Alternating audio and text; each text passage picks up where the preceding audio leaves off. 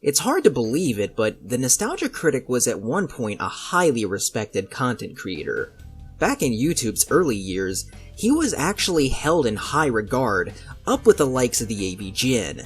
Of course, ever since the Channel Awesome incident last year, he's become somewhat of a laughingstock amongst bad reviewers, and more or less just proves that sometimes you really should just give up on making videos. None of that stops an alarming amount of people from still watching his god-awful content, however. I don't know why you'd want to do that. At this point, I'd sooner watch an old-school irate gamer video over this.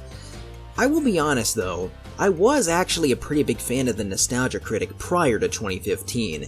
He used to be one of my favorite content creators. By far my favorite videos from him were his commercial commentaries, something I'd like to see more of, albeit from more respected YouTubers.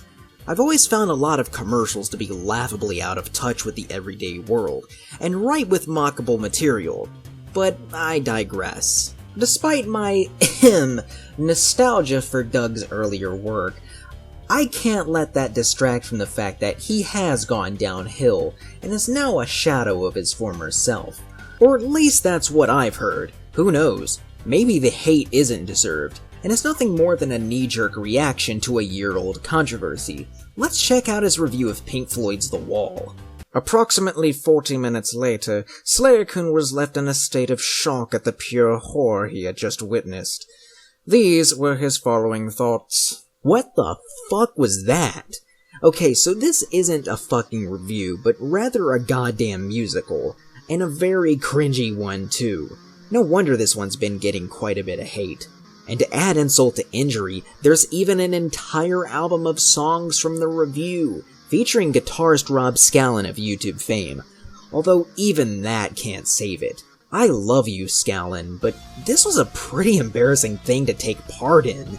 Just what the fuck were you thinking? Gotta make that money somehow. And this review really showcases one of the worst things about recent Nostalgia Critic.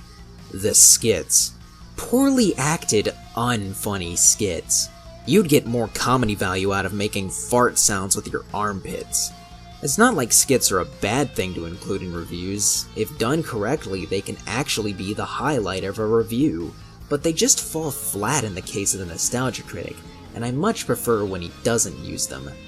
I decided to watch his Aladdin 2019 remake review and actually found myself enjoying it somewhat, simply because it lacked skits and more or less focused on the review instead. Sure, it was pretty boring and meh, but I could actually stomach it without feeling secondhand embarrassment. Something I can't say for his review of The Wall, which might be his worst review yet, and I'm not alone in thinking that. This musical with acting so bad that it makes The Room look like Oscar-worthy material isn't a fucking review, and should have never been produced in the first place. Anyways, how's the rest of his content? It's pretty meh. While I can tolerate his non-skit reviews, it's pretty clear that after over a decade of making videos, his heart isn't exactly in it anymore. Now granted, this doesn't just apply to the Nostalgia Critic, seeing as even the AVGN is guilty of this. Now listen, I still have a ton of respect for the AVGN for being one of the few YouTubers who hasn't turned out to be a horrible person, and I do look forward to whenever he uploads. But his recent content can be rather hit or miss sometimes. Like, I'd be lying if I said I didn't find his review of Black Tiger to be horrifically unfunny, even with the presence of Gilbert Gottfried. I mean, Gilbert is 64 years old, and seeing him trying to pass off PS4 poo as comedic gold just hurts to watch. You know, I actually got my own PS4 poo. But that's beyond the point. At least the AVGN is someone you can still respect, while the Nostalgia Critic is meh at best and absolutely atrocious at worst. And it's really a shame because, as stated before, he used to be one of my favorites. But you know, maybe that was because I was in my teens. People change and grow up, and with age comes the realization that things were never as good as we once thought they were. And I'm starting to feel that way about the Nostalgia Critic. With the death of my youth comes the dying interest in things I once considered myself a fan of. Yes, I still enjoy some of his classic content to an extent, but with Doug's tarnished reputation, I'm forced to watch that content privately in a dark room where nobody will ever see me. Listen, if you still enjoy the Nostalgia Critic, by all means do so, but don't act surprised that a growing number of people see him as nothing more than a joke. I really think that the Nostalgia Critic should just call it quits at this point.